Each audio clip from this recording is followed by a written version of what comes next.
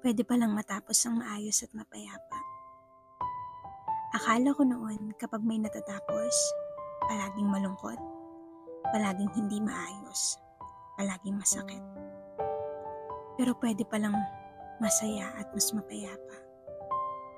Today, as we end this month, let's continue to hold on to God.